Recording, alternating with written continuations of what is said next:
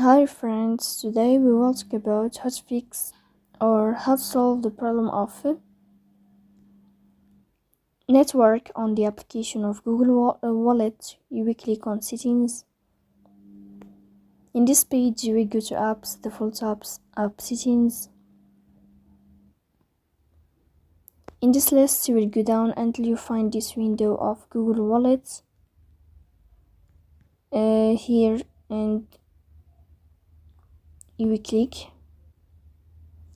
Then this page of app info, you will click on first stop and you will click OK.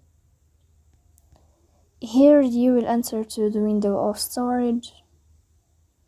Then you will click on clear cache. But pay attention, don't click clear data because that can delete your account or can cause the errors in your app. So please don't forget to support us, bell icon, subscribe.